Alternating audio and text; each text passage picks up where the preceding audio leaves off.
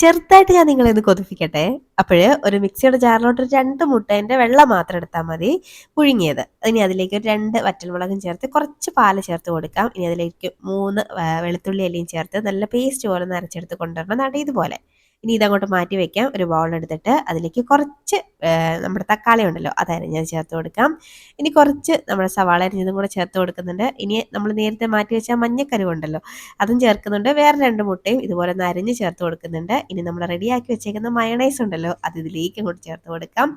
ഇനി കുറച്ച് ഉപ്പും ചേർത്ത് നല്ലപോലെ ഒന്ന് മിക്സ് ആക്കി എടുക്കണം. ഇതുപോലെ മിക്സ് ആക്കി എടുത്തു കഴിഞ്ഞാൽ നമ്മുടെ ഫില്ലിംഗ് ഇവിടെ റെഡി ആയിട്ടുണ്ട്.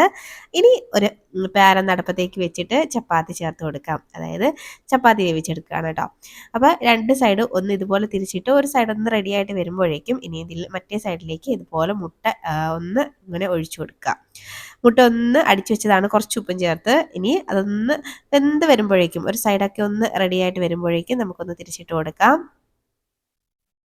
ഇനി ആ മുട്ട ഒഴിച്ച ഭാഗവും ഒന്ന് വെന്ത് വരുമ്പോഴേക്കും തിരിച്ച് വീണ്ടും ആ മുട്ട ഒഴിച്ച ഭാഗം തിരിച്ചിട്ടതിന് ശേഷം നമുക്ക് ഫില്ലിംഗ് ഒന്ന് വെച്ച് കൊടുക്കാം.